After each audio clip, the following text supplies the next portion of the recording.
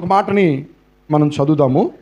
యెషయా గ్రంథము 9వ అధ్యాయము 6వ వచనం. దయచేసి ఇంకే ఒక్కరు కూడా పైకి లేవద్దు, అల్లరి చేయొద్దు, లోనకి బాటికి తిరగొద్దు. క్లుప్తంగానే కొన్ని మాటలు చెప్పి నేను ముగిస్తాను. యెషయా గ్రంథం 9వ అధ్యాయం 6వ వచనం. మనకు శిశువు పుట్టెను, మనకు కుమారుడు అనుగ్రహించబడెను. చాలు. మంచిది పిల్లరా, క్రిస్మస్ అనగానే అనేకమైనటువంటి సందేశాలు మనం వింటూ ఉంటాం. ఏమండి, యేసుప్రభు పుట్టాడని చెప్పేసి అని పశువుల తొట్టి గురించి, లేకపోతే నక్షత్రాల గురించి, జ్ఞానుల గురించి, గొల్లల గురించి, ఇంక దేని గురించి, మరియమ్మ గురించి, యోసేపు గురించి, ఇలా అనేకమైనటువంటి వాక్యాలను మనం వింటూ ఉన్నాము, విని ఉన్నాము. ఈ మాటను మీరు అందరూ కూడా జ్ఞాపకం పెట్టుకుని కుదిరితే మీ పక్కన వాళ్ళతో, పురుషులతో అనండి, స్త్రీలతో అనండి, ఏమన్నాయా అంటే మనకు కుమారుడు అనుగ్రహింపబడ్డాడు అని. మీ పక్కన వాళ్ళు అంటూ ఉంటుంటే వాళ్ళని చూస్తున్నారా మీరు? మనకు కుమారుడు అనుగ్రహింపబడెను. Right, very good. ఈ సంవత్సరం నిజంగానే కొంతమందికి కుమారులు చెప్పండి స్తోత్రం, హల్లెలూయా. రైట్, ఒక 5 పాయింట్లు నేను మీతో పంచుకుంటాను. ఆయన కుమారుడు. ఆయన ఏ కుమారుడు? ఆయన ఏ కుమారుడు? యేసు ప్రభు తరచుగా ఆయన బోధలలో, ఆయన నోటి వెంట ఏమంటూ ఉండేవాడయ్యా అంటే, ఇదిగో నేను మనుష్య కుమారుణ్ణి అనేవారు. ఏమనేవారు? మనుష్య కుమారుడు. మనుష్య కుమారుడు యెరూషలేముకు వెళతాడు, అక్కడ ముష్కరుల చేతికి చిక్కుతాడు, పట్టుకుంటారు అనేవాడు. మనుష్య కుమారుడు పైకెత్తబడాలి అని అనేవాడు. ఇలా ప్రతిసారి కూడా ఆయన ఏమనేవారయ్యా అంటే మనుష్య కుమారుడు, మనుష్య కుమారుడు, మనుష్య కుమారుడు అని అనేవారు. ఏమండి, ఇంతకీ మనుష్య కుమారుడు అంటే ఏంటి? మనుష్య కుమారుడు అంటే ఏమిటి? Man of son. Man of son అంటే అర్థం ఏంటి? మనిషికి పుట్టినవాడు మనుష్య కుమారుడు. ఏమండి, యేసుక్రీస్తు ఎవరికి పుట్టారు? మనిషికి పుట్టారు. ఎవరా మనిషి? మరియా, కన్య అయినటువంటి మరియకి పుట్టారు. నేను ఆలోచన చేస్తూ ఉండేవాడిని అప్పుడప్పుడు, ఆవిడికి వివాహం చేయబడలేదు కదా, ఆవిడ గర్భవతి అయింది కదా పరిశుద్ధాత్మ వలన, ప్రభావం వలన. అంటే ఆవిడ కూడా లేకుండా ఆయన పుట్టొచ్చు కదా. అంటే మరియ ప్రమేయం కూడా లేకుండా, మరియను కూడా ఎన్నుకోకుండా ఆయన పుట్టొచ్చు కదా అని చెప్పానని. ఏమండి, చాలామంది పుట్టారు అలా. అర్థమవుతుందా? లోకంలో కొంతమందిని మీరు అడిగితే, ఇదిగో పలానోళ్ళు కాళ్ళలో నుంచి పుట్టారండి అని అంటూ ఉంటారు. కొంతమంది మోకాళ్ళలో నుంచి, తొడల్లో నుంచి పుట్టారండి అని అంటారు. కొంతమంది భుజాల్లో నుంచి పుట్టారండి అని అంటూ ఉంటారు. ఇంకొంతమంది తలలో నుంచి, ఈ తలలో నుంచి, భుజాల్లో నుంచి, కాళ్ళల్లో నుంచి, ఈ తొడల్లో నుంచి ఎట్ట పుడతారో మనకు తెలియదు. నన్ను అడగబాకండి, అది చెప్పే వాళ్ళని అడగండి. కానీ పుట్టారంటారు. ఏమండి, అలాగనే యేసు ప్రభు కూడా ఏమండి ఎవరు ప్రమేయం లేకుండా పుట్టొచ్చు కదా అని నాకు వచ్చినటువంటి డౌటు. ఒకవేళ అలాగును పుట్టాడు అనుకోండి, ఏమండి అలాగును పుట్టాడు అనుకోండి, అసలు నిజంగా ఆయన పుట్టాడో పుట్టలేదో మాకు రుజువైంది.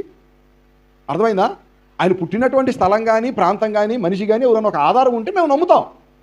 ఏ ఆధారం లేకుండా ఆయన ఎక్కడి నుంచో పుట్టాడు, గాలిలో పుట్టాడా, ధూళిలో పుట్టాడా అని చెప్పేసానని ఏమండి మనిషికి పుట్టినటువంటి వారినే అనుమానిస్తుంది నేటి సమాజం, కొంతమందికి తెలియక. ఆ సాక్ష్యం ఉండాలి అని చెప్పారని ఆయన మరియని ఎన్నుకున్నాడు. అసలు ఆయన గురించి రాయబడిన మాట ఏమిటయా అంటే, ఆయన హెబ్రీ పత్రికలు అంటాడు, ఆయనకి తండ్రి లేడు, తల్లి లేదు. హెబ్రీ పత్రిక 7వ అధ్యాయం 3వ వచనం చదవండి. హెబ్రీ పత్రిక 7వ అధ్యాయం 3వ వచనం త్వరగా చదువుతూ ఉండండి.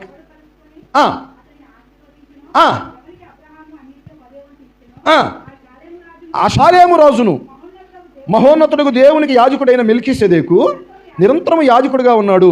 అతడి పేరుకు మొదట నీతికి రాజు, తర్వాత సమాధానపు రాజు, అర్థమిచ్చినట్టు షాలేము రాజు. అతడు తండ్రి లేనివాడును, తల్లి లేనివాడును, వంశావళి లేనివాడును, జీవిత కాలమునకు ఆది అయినను, జీవమునకు అంతమైనను లేనివాడు. ఏమండి, ఆయన జీవిత కాలానికి ఆది ఉన్నదా? లేదు. కానీ అంతం ఉన్నదా? లేదు. ఆది అంతము లేనివాడు యేసుక్రీస్తు ప్రభు. ఆయన షాలేము రాజు. దానికి ఎవరు లేరు? తండ్రి లేడు, తల్లి లేదు. తల్లి ఉందా? సమాజం మధ్యాన్ని బోధిస్తూ ఉన్నారు. ఎవరో వచ్చి అన్నారు, అయ్యా మీ తల్లిగారు వచ్చారు, మీ సహోదరులు వచ్చారు అని చెప్పాను. అప్పుడు ఆయన అంటాడు, ఎవరు నా తల్లి, ఎవరు నా సహోదరులు? నా ఎదుట కూర్చొని నేను చెప్పేటువంటి మాటలు ఎవరైతే వింటూ ఉంటారో వాళ్ళు నాకు తల్లి, వాళ్ళు నాకు సహోదరులు అని ఆయన అన్నారు. మరీని కేవలము ఏమండి ఆయన జన్మ కొరకు మాత్రమే ఎన్నుకొని ఆవిడ ధన్యురాలుగా దేవుడు మార్చాడు. రైట్, మంచిది. ఇప్పుడు ఆయన ఎవరయ్యా అంటే చెప్పండి మనుష్య కుమారుడు, మ్యాన్ ఆఫ్ సన్. ఈ మనుష్య కుమారుడు ఏమండి ఈ ఎటువంటి కార్యం చేశాడయ్యా అంటే మీరు ఆ మాట చదవండి దేవుని బిడ్డలారా. మత్తయి సువార్త 20వ అధ్యాయం 28వ వచనము. మత్తయి సువార్త 20వ అధ్యాయం 28వ వచనం. మనుష్య కుమారుడు పరిచారము చేయించుకొనుటకు రాలేదు కానీ పరిచారము చేయుటకును అనేకులకు ప్రతిగా విమోచన క్రయధనముగా తన ప్రాణమునిచ్చుటకును వచ్చెను. అది మనకు కుమారుడు అనుగ్రహించబడినాడు. ఆ కుమారుడు ఏ కుమారుడయ్యా అంటే మనుష్య కుమారుడు. ఏమండి ఆ మనుష్య కుమారుడు ఇప్పుడు ఈ లోకంలోనికి దేనికి వచ్చాడయ్యా అంటే పరిచారము చేయించుకోవడానికి రాలేదు. ఒక కుర్చీ వేసుకొని కూర్చొని ఏమండి కాలు మీద కాలేసి రండి రండి అని చెప్పి ఆయన అనడానికి రాలేదు. ఆయన దేనికి వచ్చారు ఆయన పరిచారము చేయడానికి. యేసుక్రీస్తు ఎందుకు సుచరిత్ర కలిగినటువంటి దేవుడు అయ్యాడయా అంటే నా దేవుని పిల్లరా ఆయన సశరీరుడిగా ఉన్నప్పుడు గ్రామాలు తిరిగారు, వాడవాడా తిరిగారు, పల్లె తిరిగారు, పట్టణాలు తిరిగారు, దేశాలు తిరిగారు. ఆయన వెళ్ళిన ప్రతి చోట కూడా ఏం చేశారయ్యా అంటే మనుషులను బాగు చేశాడు, కుంటి వారిని లేవనెత్తాడు, గుడ్డి వారికి చూపునిచ్చాడు, ఏమంటే రోగులను స్వస్థపరిచాడు, దయ్యాలను వదలగొట్టాడు, ప్రజలకు సమాధానాన్ని ఇచ్చాడు. ఆయన ఏం చేశాడయ్యా అంటే పరిచారము చేశారు. దేవునికి స్తోత్రం, హల్లెలూయా. అంత మాత్రమే కాదు కానీ ఏమండి అనేకుల కొరకు విమోచన క్రయధనముగా తన ప్రాణమునే ఏం చేశారంట బలిగా అర్పించి వేశారు. ఆ కుమారుడు ఈ కుమారుడు, ఆ కుమారుడు మనుష్య కుమారుడు, ఆ కుమారుడు మనకు అనుగ్రహింపబడిన కుమారుడు. దేవునికి స్తోత్రం, హల్లెలూయా హల్లెలూయా. ఏ కుమారుడు? పరిచారము చేసే కుమారుడు, అలాగే విమోచన క్రయధనముగా తన ప్రాణాన్ని ఏమండి పెట్టినటువంటి కుమారుడు. అందుకే యేసు ప్రభు కూడా ఆయన వెంబడించేటువంటి వారికి ఏం చెప్పాడయ్యా అంటే మీరు ఏం చేయాలయ్యా అంటే పరిచారకులుగా ఉండాలి. ఎవరైతే పరిచారకులుగా ఉంటారో వారు పరలోకంలో గొప్పవారు. ఎవరు పరలోకంలో గొప్పవారు. ఏమండి కనుక ఏ పరిచారమైనా సరే దేవుని ఎదుట, దేవుని సన్నిధిలో, దేవుని మందిరంలో ఏమండి పరిచారము చేసేటువంటి మనస్సును అలవరుచుకోవాలి. మరొక మాట ఏంటయ్యా అంటే క్రయధనముగా తన ప్రాణమును పెట్టేవారుగా. ఇప్పుడు మనం ఎవరి కోసం పెట్టాలయ్యా అంటే ప్రాణము ఏమండి మన సహోదరులను సంపాదించుకోవటం కోసం. యేసుప్రభు చెప్పారు కదా ఏమని, తన ప్రాణమును కాపాడుకునేవాడు దాన్ని పోగొట్టుకుంటాడు, నా నిమిత్తం తన ప్రాణమును పోగొట్టుకునేవాడు దానిని ఏం చేస్తాడు దక్కించుకుంటాడు. కనుక ఏమండి ఆ మనస్సు మనం కలిగి ఉండాలి, ఆ మనస్సును మనం సంపాదించుకోవాలి. ఎందుకయ్యా అంటే ఆయన మనుష్య కుమారుడు, అందుకు మనకు అనుగ్రహింపబడింది. దేనికి?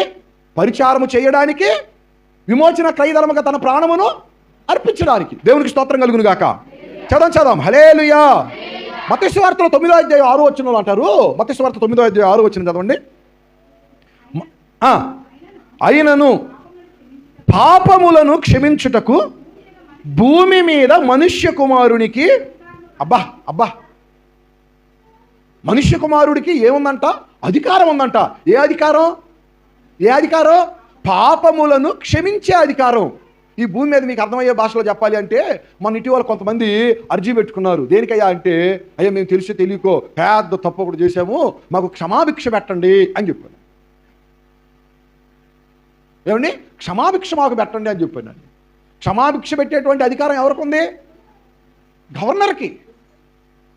ఎవరికి ఉంది? గవర్నర్కి. ఆయనకు మాత్రమే అధికారం ఉన్నది. ఏమండి ఆ రాష్ట్రపతికి మాత్రమే అధికారం ఉన్నది. ఇప్పుడు యేసు ప్రభు ఎవరయ్యా అంటే నా దేవుని పిల్లరా ఆయన అధిపతి. ఏమండి ఆయన మనుష్య కుమారుడు పాపములను క్షమించుటకు. ఈ క్రిస్మస్ రోజున మనం తెలుసుకోవాల్సిన సందేశం ఏమిటయ్యా అంటే మనము కూడా ఇతరుల పాపములను మనం ఏం చేయాలి? వాటిని పట్టుకుని సంవత్సరాలు ఊగులాడతా, నన్ను ఆ మాట అన్నారు, నన్ను ఈ మాట అన్నారు, ఓ నన్ను అది చేశారు, నన్ను ఇది చేశారు, నన్ను అట్టున్నారు, నన్ను ఇట్టున్నారు అని చెప్పేశారని. దేవునికి స్తోత్రం, హల్లెలూయా. ఏమండి, మళ్ళీ నేను కూడా ఉన్నానయ్యా, నన్ను వాడుకో యేసయ్యా. ఎక్కడున్నావు? ఏమండి, క్షమించే స్థితిలో ఉండాలా. అందుకు మనుష్య కుమారుడు మనకు అనుగ్రహింపబడ్డాడు, నెంబర్ 1. రెండవది, ఆయన ఏ కుమారుడయ్యా అంటే దేవుని బిడ్డలారా, దేవుని కుమారుడు. ఏ కుమారుడు? చెప్పలా, దేవుని కుమారుడు. యోహాను సువార్త 11వ అధ్యాయం 4వ వచనం చదవండి. యోహాను సువార్త 11వ అధ్యాయం 4వ వచనం. ఈ వ్యాధి మరణము కొరకు వచ్చినటువంటిది కాదు కానీ దేవుని కుమారుడు దాని వలన మహిమపరచబడుటకు. దేవునికి స్తోత్రం కలుగును గాక, హల్లెలూయా. నా దేవుని పిల్లరా, రెండవ అనుభవం ఏమిటయ్యా అంటే ఆయన దేవుని కుమారుడు. ఏ కుమారుడు మనకు అనుగ్రహింపబడినాడయ్యా అంటే దేవుని పిల్లరా, దేవుని కుమారుడు. మొదటిదేంటిది? మనుష్య కుమారుడు మనకు అనుగ్రహింపబడ్డాడు. రెండో అనుభవం ఏమిటయ్యా అంటే దేవుని కుమారుడు మనకు అనుగ్రహింపబడ్డాడు. ఎందుకు? ఏమండి, యోహాను పత్రికలో అంటాడు, ఆ మాట మీరు చదవండి. యోహాను మొదటి పత్రిక 3వ అధ్యాయం 8వ వచనం. యోహాను మొదటి పత్రిక 3వ అధ్యాయం 8వ వచనం. అపవాదం మొదటి నుండి పాపము చేయుచు ఉన్నాడు గనుక పాపము చేయువాడు అపవాది సంబంధి. అపవాది యొక్క క్రియలను లయపరచుటకే దేవుని కుమారుడు. అబ్బా, ఆయన ఎందుకు వచ్చారంట దేవుని కుమారుడిగా? చెప్పలా, అపవాది క్రియలను లయపరచడానికి. అపవాది క్రియలు అంటే ఏంటి? ఏమండి, యేసుప్రభు వాడి గురించి అన్నాడు, వాడు ఈ లోకానికి అధికారంట, వాడు ఈ లోకాధికారి. వాడికి ఎక్కడదయ్యా అధికారం అని అంటే మనుషులందరూ కలిసి ఏం చేశారయ్యా అంటే నువ్వు మాకు అధికారిగా ఉండు అని చెప్పని అన్నారు. న్యాయాధిపతుల గ్రంథంలో మంచి మంచి చెట్లన్నీ కలిసి ముళ్ళక చెట్టు దగ్గరికి పోయి ఏమడిగిని? మాకు రాజును నీ ముళ్ళతో మమ్మల్ని గుచ్చు. ఏమండి, అన్ని చెట్లుంటే అయ్యే రాజుగా ఉండకుండా పోయి ముళ్ళ కంపను పోయి రాజుగా ఉండమంటే అదనిద్దో సిగ్గు బొగ్గు లేకుండా. ఏమండి, నా దగ్గరికి మీరు వచ్చారు కాబట్టి దేవునికి స్తోత్రం, హల్లెలూయా. నా దగ్గరికి మీరు వచ్చారు కాబట్టి ఏమండి, మీరు ఏమనుకోకుండా ఉంటే, మీరు కోరుకుంటే నేను రాజును అవుతాను అని చెప్పానని ఏం చేస్తున్నాడు అంటే వాళ్ళు రాజుగా నియమించబడ్డాడంట. కనుక నా ప్రియమైనటువంటి సహోదరి, నా ప్రియ సహోదరులారా, అపవాది క్రియలను లయపరచడానికే యేసుక్రీస్తు ప్రభులు వారు ఈ లోకంలోనికి వచ్చారు. హల్లెలూయా. చేతులెత్తి చదుదాం, హల్లెలూయా, హల్లెలూయా. దేనికి వచ్చారంట ఆయన? అపవాది క్రియలను లయపరచడానికి. మనుషుడి మీద వానికి అధికారం లేదు, ఎటువంటి అధికారం వానికి లేదు. ఏమండి, వాడి చేతుల్లో చిక్కి, వాడి కబంధాస్తాల్లో చిక్కి మనుషులందరూ కూడా అల్లాడిపోతా ఉన్నారు. అందుకే వాడి క్రియలను లయపరుస్తూ ఉన్నాడు దేవుడు. నేను మరొక మాటను కూడా నేను మీకు జ్ఞాపకం చేస్తాను, ఆ మాట కూడా మీరు చదవండి దేవుని బిడ్డలారా. యోహాను మొదటి పత్రిక 5వ అధ్యాయం 19వ వచనం చదువుదాం. యోహాను రాసిన మొదటి పత్రిక 5వ అధ్యాయం 19వ వచనం. మనము దేవుని సంబంధులమనియు లోకమంతయు దుష్టుని యందున్నదనియు ఎరుగుదుము. మనము సత్యవంతుడైన వానిని ఎరుగవలెనని దేవుని కుమారుడు వచ్చి మనకు వివేకాన్ని అనుగ్రహించడానికి ఆ దేవుని కుమారుడు వచ్చాడట. దేనికి? వివేకాన్ని అనుగ్రహించడానికి. ఏమండి, మనము దేవుని సంబంధులము. లోకమంతా కూడా దేనిలో ఉన్నదని అంటున్నాడు? మనమేమో దేవుని సంబంధులము, లోకమంతా కూడా దేనిలో ఉందంట? దుష్టుని యందు ఉన్నది లోకం. అందుకే యేసుప్రభు కూడా ఉంది, వాడు లోకానికి అధికారి, వాడు దుష్టుడు అని చెప్పాడు. కనుక దేవుని సంబంధులమైనటువంటి మనము సత్యవంతుడిని ఎరగాలి. సత్యవంతుడు ఎవరో తెలియాలి, అబద్ధికుడు ఎవరో తెలియాలి. మంచి మాట. ఏమండి, సత్యవంతుడు ఎవరో నువ్వు ఎరిగి ఉండాలి, వివేకం నీకు ఉండాలి. అబద్ధికుడు ఎవరో నీవు ఎరిగి ఉండాలి. అబద్ధికుడు ఎవరో? అపవాది. మోసగాడు ఎవరో? అపవాది. వాడు ఏం చేస్తాడు? మాయ చేస్తాడు, మోసం చేస్తాడు, భ్రమపరుస్తాడు, అబద్ధాలతో నిన్ను ఏమండి భ్రమకు గురి చేస్తాడు. నీ కళ్ళ ముందు రంగుల వలయాన్ని చూపించేసి ఇది స్థిరం అన్నట్టుగా నిన్ను భ్రమపరుస్తూ ఉంటాడు. వాడు చేతుల్లో మోసపోకూడదు, వాడు మోసగాడు, వాడు సత్యవంతుడు కాదు, వాడు అసత్యవంతుడు. కనుక యేసుక్రీస్తు లోకంలోనికి దేనికి వచ్చారయ్యా అంటే సత్యవంతుణ్ణి ఎరిగే వివేకాన్ని ఇవ్వడానికి. దేవునికి స్తోత్రం చేద్దామా, హల్లెలూయా. నేను 2 విషయాలు చెప్పాను. ఒకటి, ఏ కుమారుడు ఆయన? మనుష్య కుమారుడు. 2, దేవుని కుమారుడు. 3వది ఏమిటయ్యా అంటే, దేవుని బిడ్డలారా, మత్తయి సువార్త 3వ అధ్యాయం 17వ వచనం చదవండి. మత్తయి సువార్త 3వ అధ్యాయం 17వ వచనం. త్వరగా. ఇదిగో ఈయనే నా ప్రియ కుమారుడు, ఈయన యందు నేను ఆనందించుచున్నాను. చాలు. 3వది ఆయన ఏ కుమారుడయ్యా అంటే, ప్రియ కుమారుడు, ప్రియమైన కుమారుడు అంట. మనకు కుమారుడు అనుగ్రహించబడ్డాడు. ఏ కుమారుడు? ఏమండి? ప్రియ కుమారుడు. ప్రియ కుమారుడు. దేవునికి స్తోత్రం కలుగును గాక. ఏమండి? ప్రియ కుమారుడు అంటే ప్రియమైనటువంటి వాడు. అందుకే తండ్రి అంటున్నాడు, ఈయన యందు నేను ఏం చేస్తున్నాను? నేను ఆనందిస్తున్నాను, నాకు ప్రియమైనటువంటి వాడు అని చెప్పానని. ఏమండి? యేసుక్రీస్తు తండ్రికి దేనికి ప్రియమైన కుమారుడయ్యాడు? నా మాట మీకు అర్థమవుతుందా? యేసుక్రీస్తు తండ్రికి దేనికి ప్రియమైన కుమారుడయ్యాడు? దేనికండి? దేనికయ్యా అంటే, తండ్రి యొక్క చిత్తాన్ని నెరవేర్చినందుకు. ఆ మాట మీరు చదవండి దేవుని బిడ్డలారా. ఆ మాటని మనం చదువుదాము. మత్తయి సువార్త 17వ అధ్యాయము 5వ వచనం చదవండి. మత్తయి సువార్త 17వ అధ్యాయం 5వ వచనం. అతడు ఇంకా మాట్లాడుచు ఉండగా, ఇదిగో ప్రకాశమానమైనటువంటి మేఘము వారిని కమ్ముకొనెను. ఈయన నా ప్రియకుమారుడు, ఈయన యందు నేను ఆనందిస్తున్నాను. దేవునికి స్తోత్రం కలుగును గాక. హల్లెలూయా. ఏమండి? యేసుక్రీస్తు సశరీరుడిగా ఉన్నటువంటి రోజుల్లో జరిగినటువంటి ఒక సందర్భం గురించి మనం చూస్తున్నాం. ఏమిటా సందర్భం అయ్యా అంటే, ఆయన ఒక కొండ మీద ఉన్నాడు. ఆ కొండ మీద మోషే, ఏలియా ఇద్దరు వచ్చి ఆయనతో మాట్లాడుతున్నారంట. ఏమండి? మోషే, ఏలియా. మోషే కాలం ఎప్పుడు? ఏలియా కాలం ఎప్పుడండి? వాళ్ళు భూమి మీద బ్రతికున్నారా? వాళ్ళు సజీవులుగా ఉన్నారా? అంటే భూమి మీద వాళ్ళు బ్రతికిలేరు కానీ వాళ్ళు సజీవులే. అర్థమవుతుందా? వాళ్ళు దేవుని దగ్గరకు వచ్చి ఆయనతో మాట్లాడుతూ ఉన్నారంట. ఏమని మాట్లాడుతూ ఉన్నారు? ఏమని మాట్లాడుతున్నారా అంటే, యెరూషలేములో ఆయన నెరవేర్చబోయే నిర్గమం ఒకటి ఉన్నది. ఏమిటా నిర్గమం అయ్యా అంటే, అసలు యేసుక్రీస్తు ఈ లోకానికి వచ్చింది నీ వలే నా వలే బ్రతకటానికి కాదండి, ఆయన మనుషుల నిమిత్తము మరణించడానికి. బిల్లీ గ్రహం గారు ఈ మంచి మాట అన్నారు. క్రీస్తు యేసు లోకానికి దేనికి వచ్చారయ్యా అంటే, మనుషుల యొక్క పాపముల గురించి ఆయన మరణించడానికే ఆయన వచ్చారు అని చెప్పారు. ఏమండి? యెరూషలేములో నెరవేర్చబోయేటువంటి నిర్గమము, ఆయన ఏ మరణం పొందబోతున్నాడో, ఏ శ్రమలు పొందబోతున్నాడో ఆ కలువరి శిలువ మీద, దానికి ఇప్పుడు మోషే ఏలియాలు వచ్చి వాళ్ళు ఏం చేస్తున్నారు? నాయనా నువ్వు ఈ యాగాన్ని సలపబోతున్నావు కదా అని చెప్పేసానని ఏమండి ముచ్చటిస్తున్నారు. ఎవరన్నా ఏమండి శ్రమల గుండా వెళ్తున్నారు అనుకోండి ఒకవేళ, ఏమండి మీరు ఎంత ఎంత ఎంత ఆత్మీయులైనా సరే బాధ కలగదండి? బాధ కలిగిద్దే కలగదా? నా మాట మీకు అర్థం కాలేదా? మా నాన్నగారు చనిపోయారండి. బాగా ఆత్మీయుడు అనుకున్నటువంటి వ్యక్తి చూడటానికి వచ్చాడు. మా నాన్నగారిని చూడటానికి వచ్చాడు. నాతో ఉన్నటువంటి స్నేహాన్ని బట్టి ఆత్మీయుడు అనుకున్నటువంటి వ్యక్తి చూడటానికి వచ్చాడు. అండి వచ్చి నేను మా నాన్నగారి ఆ డెడ్ బాడీ దగ్గర అక్కడ నేను కూర్చున్నాను. అండి వచ్చి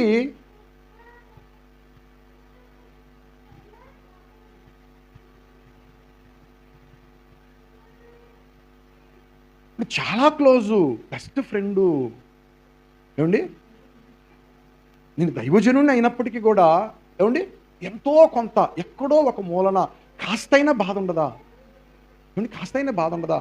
భుజం మీద ఒక చెయ్యి వేసి, సహోదరుడా ఏం కాదులే, వెనక ముందు జరుగుతూ ఉంటాయి, దిగులు పడబాకు. ఒక మాట అండి ఏమండి ఒక మాట. నేను చాలా ఆత్మీయుడు అనుకున్న వ్యక్తి ఏమండి కనీసం అసలు ఒక్క క్షణం కూడా అట్లా నిలవబడకుండా ఊరక అట్లా వచ్చి అలా చూసి అలా వెళ్ళిపోయేసరికి నా గుండె బ్రద్దలైందండి. మనుషులంటే ఇంతే కదా, ఇలానే ఉంటారు కదా, ఏం పర్వాలేదులే, దేవానికి స్తోత్రంలే నాయన. నేను ఎందుకు ఈ వాస్తవం నేను ఇప్పుడు చెప్పలేదు, ఇప్పుడు ఎందుకు చెబుతున్నానయ్యా అంటే, ఏమండి ఒక మనిషి ఆ శ్రమ గుండా వెళ్ళబోయేటప్పుడు ఆ బాధ ఎంతో కొంత ఉండిద్దా ఉండదా? ఏమండి యేసు ప్రభు దేనిలో ఉన్నాడయ్యా అంటే శరీరంలో ఉన్నాడు. ఆయన నీ వలే నా వలే శరీరానికి ఆయన శరీరంలో ఉన్నాడు కాబట్టి శరీరానికి ఏం కలిగిద్ది? నొప్పి కలగదా? కొరడాలతో కొడితే ఆయన దేవుడు కాబట్టి ఆయన నొప్పి లేకుండా మ్యామ్యామ్యా అనేమన్నా అన్నాడా? ఏమండి ఆయన తలను ముళ్ళకిరీటం పెడితే ఆయన చాలామంది అంటూ ఉంటారండి, తెలుసో తెలియకో, ఆయన దేవుడు కాబట్టి భరించాడు, దేవుడు కాబట్టి భరించాడు. ఏం కాబట్టి? చెప్పండి. దేవుడు కాబట్టి భరించాడంట. అని దేవుడే, కానీ ఆయన ఏ రూపంలోకి వచ్చాడు భూమి మీదకి? మనుష్య రూపంలో, శరీరంతో. నిన్ను కొడితే నీకు ఎంత బాధ కలిగితో ఆయనకు కూడా ఆ బాధే. నీకు ముళ్ళకిరీటం పెడితే ఎంత బాధ కలిగితో ఆయనకు కూడా ఆ బాధే. కనుక ఆయనను ఏమండి ఏం చేయడానికి? ఆయనతో పాటు కలిసి ఆ నిర్గమమును గురించి మాట్లాడుతున్నారంట వాళ్ళు. దాని గురించి డిస్కస్ చేస్తున్నారంట. త్వరలో యెరూషలేములో జరగబోతుందిగా. ఆ యాగాన్ని సలిపిన తర్వాత మరలా నువ్వు వస్తావు కదా తండ్రి దగ్గరికి, మనం కలిసి ఉంటాం కదా. ఆ అనుభూతి చూడండి. ఒక వ్యక్తి అన్నాడండి, ఏమండి యాకోబు అంటాడు, యాకోబు ఏమండి నా పితరుల యొద్దకు పాత నిబంధన గ్రంథంలో భక్తులు ఆ మరణ దినాలు గురించి మాట్లాడేటప్పుడు అతడు చనిపోయి పితరుల యొద్దకు చేర్చబడిన అంటాడు. పితరులు అంటే ఎవరు? ఏమండి నాకు ముందు పూర్వం భక్తి చేసి ఏమండి నా దేవుణ్ణి అనుసరించి ఆ సన్మార్గంలో నడిచినటువంటి వారు నా పితరులు. అందుకే దైవజనుడు అన్నాడు, ఏది సొంత ఊరు, ఎవరు సొంత వారు అని. సొంతూరేది? పరలోకం. సొంత వారెవరు? సొంత వాళ్ళు ఎవరండి? అంటే శరీరంలో ఉన్నాం కాబట్టి నాకు నువ్వు, నీకు నేను, నువ్వు నేను అని చెప్పని అనుకుంటా ఉంటారు. కానీ చివరికి నువ్వే, నేనే, నీతో నేను రాను, నాతో నువ్వు. ఆయన ఏ కుమారుడు? ప్రియమైనటువంటి కుమారుడు. ఏమండి యెరూషలేములో నిర్గమాన్ని అనగా దేవుని చిత్తాన్ని నెరవేర్చిన కుమారుడు. ఒక మాట నేను మిమ్మల్ని పంచుకునేవ్వండి. మనము కూడా ఎంత కష్టమైనా సరే, ఎంత నష్టమైనా సరే దేవుని చిత్తాన్ని జరిగించడానికే పూనుకోవాలి. దేవుని స్తోత్రం చెప్పండి. హల్లెలూయా, హల్లెలూయా. ఏమండి దేవుని చిత్తాన్ని జరిగించేటప్పుడు కొన్నిసార్లు మనస్కరించదు. అమ్మో నేను చెయ్యాలా, నేను ఇయ్యాలా, నేను చెందాలా, ఎలాగునా అని చెప్పాను. అలాగున కాదు. నేను 3 విషయాలు మీతో పంచుకున్నాను. మొదటిది మనిషి కుమారుడు, రెండోది దేవుని కుమారుడు, మూడోది ప్రియ కుమారుడు, ప్రియమైనటువంటి కుమారుడు, నాలుగవది ఏంటయ్యా అంటే ఆ మాట మీరు చదవండి. దేవుని బిడ్డలారా ఆ మాట మీరు చదవండి. యోహాను సువార్త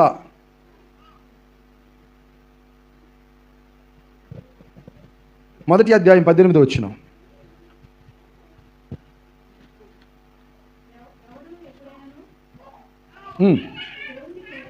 దేవుణ్ణి చూడలేదు, తండ్రి రొమ్ముననున్న అద్వితీయ.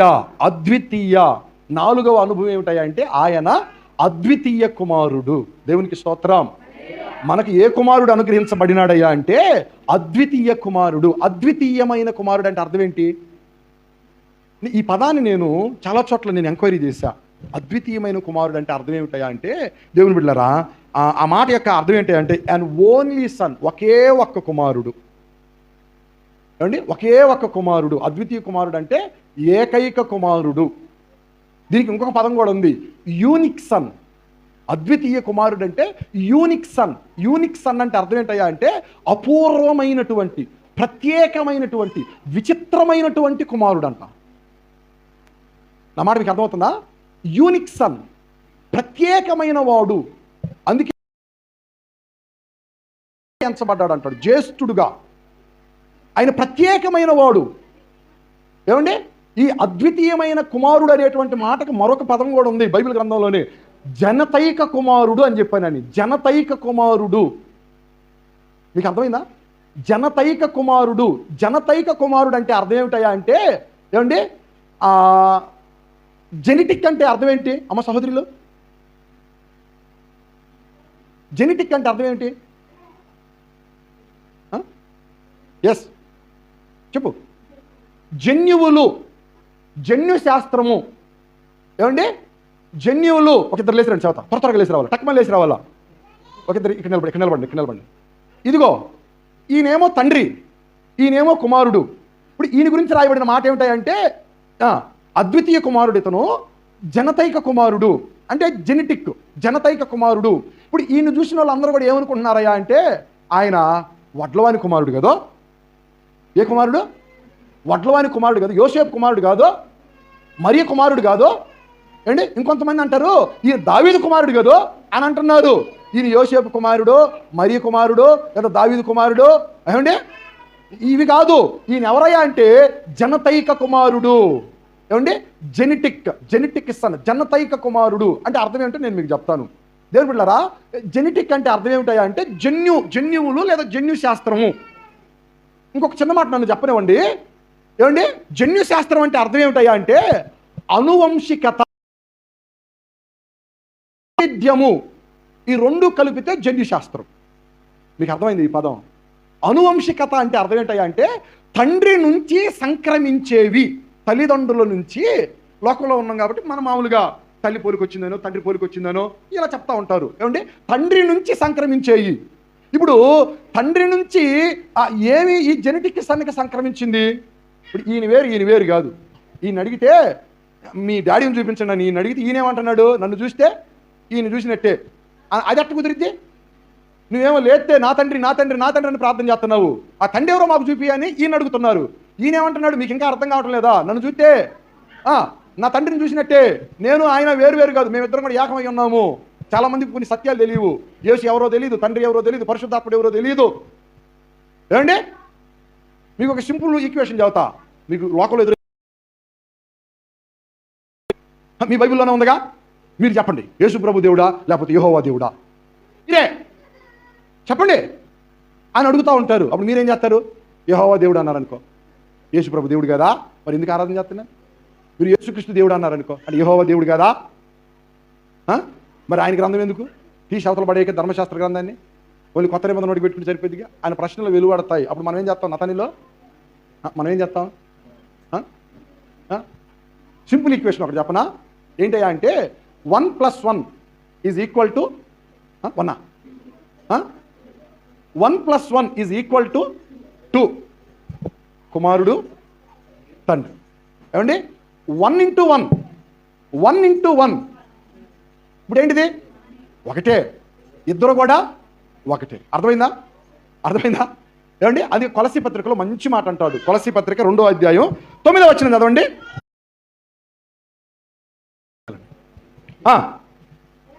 ఎలాగనగా దేవత్వము యొక్క సర్వ పరిపూర్ణత శరీరముగా క్రీస్తునందు.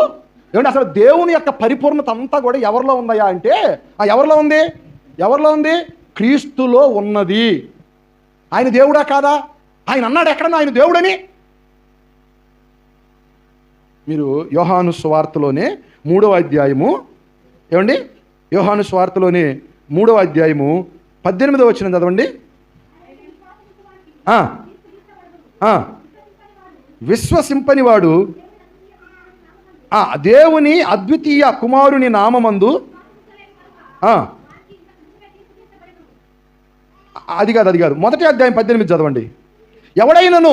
ఎవడును ఎప్పుడైనను దేవునిని చూడలేదు, తండ్రి రొమ్మున నున్న అద్వితీయ కుమారుడే. అద్వితీయ కుమారుడు అన్న దగ్గర ఫుట్ నోట్లో నెంబర్ వేసి కింద రాశారో చూడండి. జనతైక కుమారుడే. అనేక ప్రాచీన ప్రతులలో అద్వితీయ దేవుడే, అద్వితీయ కుమారుడే ఎలాగున కనపడుతున్నాడు? చెప్పలా ఎలాగున కనపడుతున్నాడు? అద్వితీయ దేవుడే. దేవునికి స్తోత్రం కలుగును గాక. ఇప్పుడు దేవుడే ఈ లోకంలోనికి ఏం చేశారు? అద్వితీయ కుమారుడిగా దిగి వచ్చి ఉన్నారు. దేవునికి స్తోత్రం కలుగును గాక. హల్లెలూయా. వై ఎందుకయ్యా అంటే యోహాను సువార్త 3వ అధ్యాయం 16వ వచనం చదవండి. దేవుడు లోకమును ఎంతో ప్రేమించెను కాగా తన అద్వితీయ కుమారునిగా పుట్టిన వాని యందు విశ్వాసముంచు ప్రతివాడును నశింపక నిత్య జీవము. అద్వితీయ కుమారుడు దేనికి వచ్చాడయ్యా అంటే నిత్య జీవం ఇయటానికి. మనుష్య కుమారుడు వచ్చాడు దేనికి? మనుష్య కుమారుడు దేనికి వచ్చాడు? పాపాలు క్షమించడానికి, క్రయధనముగా అర్పించుకోవడానికి, ఏమండి పరిచారం చేయటానికి. రెండోది దేవుని కుమారుడు వచ్చాడు దేనికి? తండ్రి చిత్తాన్ని నెరవేర్చడానికి. మూడోది ప్రియమైనటువంటి కుమారుడు దేనికి? యెరూషలేములో ఉన్నటువంటి నిర్గమాన్ని నెరవేర్చడానికి. నాలుగవది అద్వితీయ కుమారుడు దేనికి వచ్చారు? నిత్య జీవం ఇవ్వటానికి. 4 విషయాలు. 5వ మాట ఏంటయ్యా అంటే ఆ మాట మీరు చదవండి దేవుని బిడ్డలారా. మత్తయి సువార్త 9వ అధ్యాయం 15వ వచనం. మత్తయి సువార్త 9వ అధ్యాయం 15వ వచనం. పెండ్లి కుమారుడు తమతో కూడా ఉండు కాలమున పెండ్లి ఇంటి వారు దుఃఖపడతారా?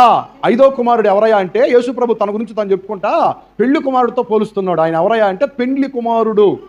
ఏ కుమారుడు? పెళ్లి కుమారుడు. ఈ పెళ్లి కుమారుడు ఏం చేస్తాడు ఏమండి? ఈ పెళ్లి కుమారుడు ఏం చేస్తున్నాడు ఏమండి? మన మత్తయి 25వ అధ్యాయంలో చూస్తాం. ఆయన పెళ్లి కుమారుడు రాబోతున్నాడు. సంఘం ఏం చేయాలి? సిద్ధంగా ఉండాలి. సిద్ధపడినటువంటి వారిని ఏం చేస్తాడు? తీసుకొని వెళ్ళిపోతాడు. పెళ్లి కుమారుడు ఏం చేస్తాడు? సంఘం సిద్ధపడి ఉంటే వధువైనటువంటి సంఘాన్ని వెంట పట్టుకొని వెళ్ళిపోతాడు, తీసుకొని వెళ్ళిపోతాడు. ఒకవేళ సిద్ధపాటు లేకపోతే అయ్యా అయ్యా తలుపుది తలుపుది తలుపుది తలుపుది తలుపుది ఏమండి? ఆయన ఎవరయ్యా అంటే పెండ్లి కుమారుడు. మనకు అనుగ్రహించబడిన కుమారుడు ఏ కుమారుడు? పెండ్లి కుమారుడు. 5 మాటలు. నెంబర్ 1 మనుష్య కుమారుడు. నెంబర్ 2 దేవుని కుమారుడు ఆయన. 3వది ప్రియమైన కుమారుడు. 4వది అద్వితీయ కుమారుడు. 5వది పెండ్లి కుమారుడు. మనకు కుమారుడు అనుగ్రహించబడ్డారు. ఈ 5 అనుభవాల ద్వారా కలిగేటువంటి ఆశీర్వాదాలు సంపూర్ణముగా మీరు కడమట్టుకు అనుభవించుదురుగాక. కళ్ళు మూసుకొని ప్రార్థన చేద్దాం. ప్రార్థన. పరిశుద్ధుడా మీకు వందనాలయ్యా. ప్రేమ కలిగిన మా తండ్రి మీకు స్తోత్రం. జీవము కలిగిన మా దేవ జీవాధిపతి, మీ ఉన్నతమైన ఘనమైన నామాన్ని బట్టి మీకు కృతజ్ఞతలు చెల్లిస్తున్నాం. మీ కృపలో నిలపండి, నడిపించండి దేవ మీకు స్తోత్రం. ఇప్పటి వరకు మా నాయన మాతో మాట్లాడిన ప్రతి మాటను బట్టి మీకు కృతజ్ఞతలు చెల్లిస్తున్నాం ప్రభు. మాకు కుమారుడు అనుగ్రహించబడ్డాడు, మనకు కుమారుడు అనుగ్రహించబడ్డాడు అని ప్రభు. ఏ కుమారుడు ప్రభు అనుగ్రహించబడ్డాడో ఆయన కొన్ని ఆత్మీయ కోణాలతో మాతో మాట్లాడేందుకు మీకు కృతజ్ఞతలు చెల్లిస్తుంది ప్రభు. ఆయన మీ ఉన్నతమైన నామాన్ని బట్టి స్తుతులు చెల్లిస్తుంది ప్రభు. చేరువచ్చిన బిడ్డలతో మన ఆయన వాక్యం ద్వారా మీరు దర్శించి ఉండగా ఈ క్రిస్మస్ ప్రభు నీకు స్తోత్రాలు. మన ఈ 5 అనుభవాల ద్వారా కలిగేటువంటి ప్రతి ఆశీర్వాదాన్ని సంపూర్ణంగా అనుభవించడానికి సహాయం చేయమని యేసు నామం పెట్టి ప్రార్థన అడుగుచున్నాం పరమ తండ్రి. ఆమేన్. గట్టిగా చదువుదాం. హల్లెలూయా. చెప్పాలి హల్లెలూయా. మంచిది. ఆ దేవుని బిడ్డలారా అయిపోయింది అంటున్నాను ఇంతే. దేవునికి స్తోత్రం. మంచిది.